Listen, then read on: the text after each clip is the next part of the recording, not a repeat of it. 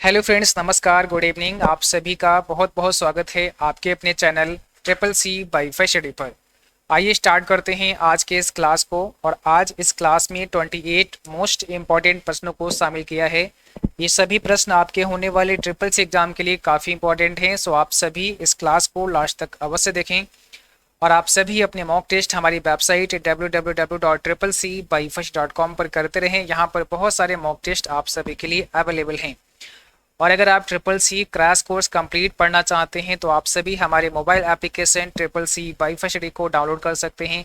वहां पर triple C अक्टूबर exam के लिए आप एनरोल कर सकते हैं। वहां पर हमने कंप्लीट क्रैश कोर्स आपको पढ़ा दिया है, जहां पर सभी क्लास आपको चैप्टर वाइज दिए गए हैं। साथ में आपको फ्री ई बुक भी प्रोवाइड की गई है और लिब्रे ऑफिस की थ्योरी भी वहां पर कराई गई है। तो आइए स्टार्ट करते हैं आज के इस क्लास को। आज का सबसे पहला प्रश्न आप सभी के सामने है।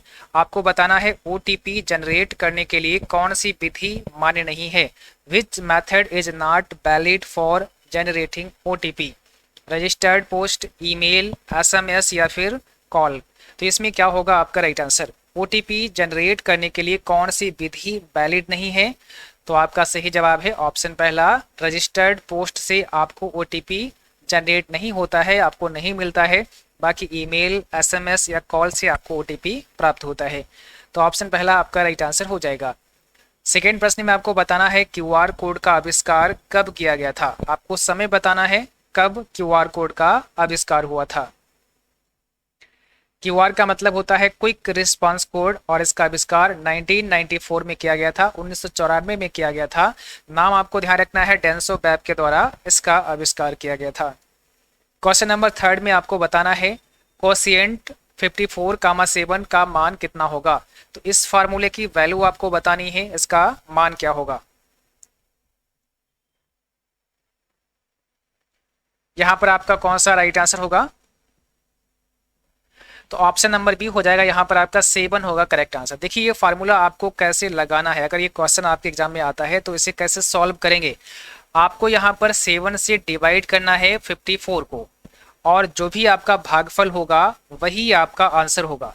यानी कि आप 7 से भाग देंगे 54 को तो आपका आंसर होगा 7। 7×7 आप करेंगे, शेष फल जो भी बचेगा आप उसे छोड़ देंगे, केवल भागफल आपको लेना है। ठीक है, तो वही आपका आंसर होगा। इसको आप इस प्रकार से कर सकते हैं, क्योंकि वहां पर आपको लिब्रे ऑफिस कैल्क या एक्सेल चलाने को नहीं मिलेगा। केवल आपके स्क्रीन पर आपका सवाल होगा, आपका प्रश्न होगा, जिसको देख करके आपको करना पड़ेगा। और आज हम आपके टेलीग्राम पर भेज देंगे एक जितने भी हमने फार्मूले आपको पढ़ाए हैं वो लिंक आपको शेयर कर देंगे, तो आप टेलीग्राम से वो सारे क्लास आप देख सकते हैं। तो टेलीग्राम अगर आपने नहीं ज्वाइन किया है तो आप सभी को ज्वाइन कर लेना है, जिसका लिंक भी डिस्क्रिप्शन में है, या फिर टेलीग्राम पर आपको ट्रिपल सी वाईफाई स्टडी करके सर्च करना है।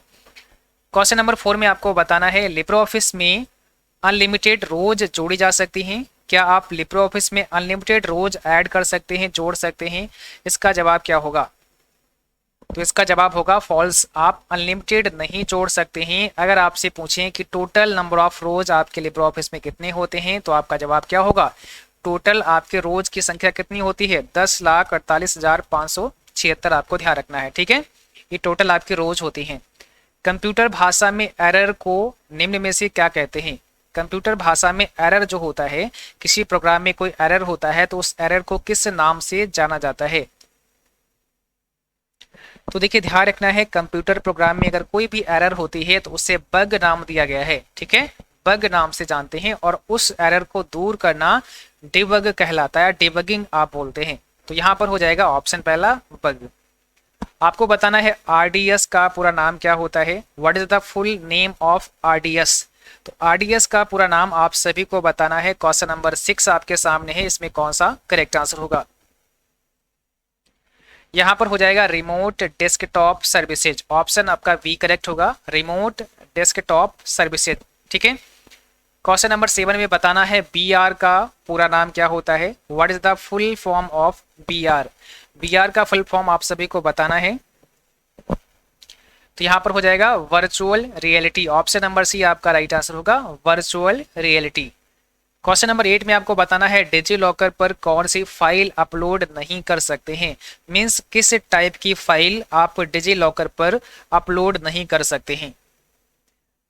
.mp4, PDF, JPEG या फिर PNG। तो किस प्रकार की फाइल को आप डिजी लॉकर में अपलोड नहीं कर सकते हैं? ऑप्शन पहला है MP4। ठीक है, ध्यान रखना है MP4। डिजी लॉकर में कितने साइज का डॉक्यूमेंट अपलोड कर सकते हैं? हमने आपको कल भी बताया था डिजी लॉकर के बारे में।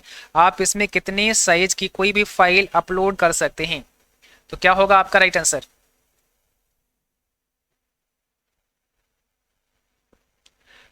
ऑप्शन आपका हो जाएगा बी, 10 MB। ठीक है, कितने साइज की फाइल अपलोड कर सकते हैं? 10 MB तक की फाइल आप अपलोड कर सकते हैं।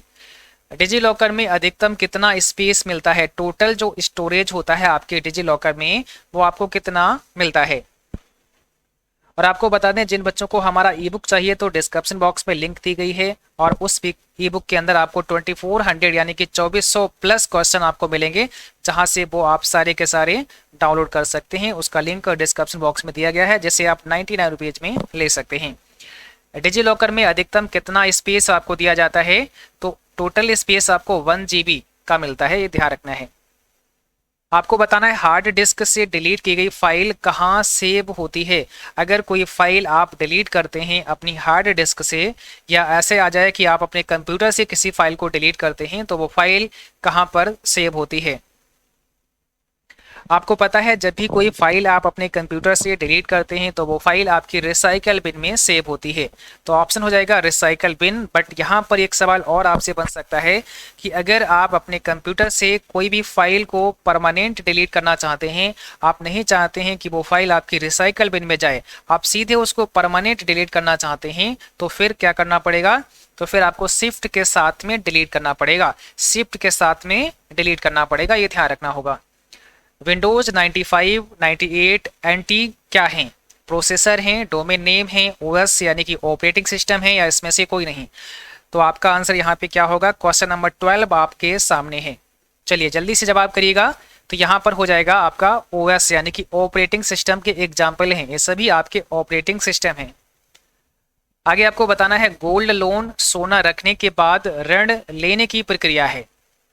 गोल्ड लोन का मतलब सोना रखते हैं तब आपको ऋण दिया जाता है। इसका जवाब करना है 13 में, क्या होगा आपका राइट आंसर? तो यहाँ पर आपका ट्रू हो जाएगा, ऑप्शन पहला करेक्ट है। इम्प्रेस में किसी भी शेप को सेंड टू बैक के लिए कौन सी शॉर्टकट की प्रेस करते हैं? आपने कोई शेप बनाया है, आप उसको बैक करना चाहते हैं, सेंड टू बैक किसी ऑब्जेक्ट के पीछे भेजना चाहते हैं, तो आपको क्या शॉर्टकट की इस्तेमाल करनी होती है? सेंड टू बैक के लिए क्या करते हैं? कंट्रोल शिफ्ट के साथ माइनस प्रेस करना होता है। ऑप्शन पहला हो जाएगा कंट्रोल शिफ्ट के साथ में माइनस। ठीक है, इम्प्रेस में नई स्लाइड इंसर्ट करने की शॉर्टकट की क्या होती है? आप किस शॉर्टकट की से एक नई स्लाइड इंसर्ट करा सकते हैं अपने इम्प्रेस प्रेजेंटेशन में? तो अगर आप इम्प्रेस प्रेजेंटेशन में एक नई स्लाइड को इंसर्ट करना चाहते हैं तो आपको कंट्रोल M प्रेस करना होता है। कंट्रोल M से एक नई स्लाइड इंसर्ट हो जाएगी। बट अगर आप नया प्रेजेंटेशन लेना चाहते हैं तो नया प्रेजेंटेशन के लिए कंट्रोल N का इस्तेमाल करते हैं। ठीक है, यहाँ पर आपको बताना है इम्प्रेस में एक्सपोर्ट डायरेक्ट एज PDF का विकल्प डैश पर मिलता है। एक्सपोर्ट डायरेक्ट एज PDF, ये ऑप्शन आपको कहाँ मिलता है? ये कमांड आपको कहाँ मिलती है? तो आंसर करना है क्वेश्चन नंबर 16 आपके सामने है। यहाँ पर हो जाएगा option B, standard tool bar पर। ठीक है, स्टैंडर्ड टूल बार पर आपको एक्सपोर्ट डायरेक्ट एज PDF का ऑप्शन मिलता है, जहां से सीधे PDF में आप एक्सपोर्ट करा सकते हैं। कैल्क में किसी सीट को आप किस मेनू में जाकर रीनेम कर सकते हैं? कैल्क में किसी सीट को आप किस मेनू में जाकर रीनेम कर सकते हैं? तो यहाँ पर क्या होगा आपका राइट आंसर? अगर आप सीट को रीनेम करना चाहते हैं, मीन्स सीट का नाम चेंज करना चाहते हैं, आपको पता है कैल्क में बाय डिफॉल्ट एक सीट होती है, बट आप मैक्सिमम 10,000 ऐड कर सकते हैं। तो अगर आप किसी सीट को कोई नाम देना चाहते हैं तो आपको क्या करना पड़ेगा?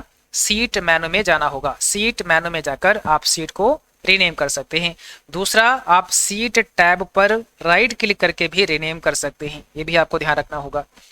IFSC का फुल फॉर्म आपको बताना है। IFSC का फुल फॉर्म क्या होता है? कौन सा यहाँ पे राइट आंसर होगा?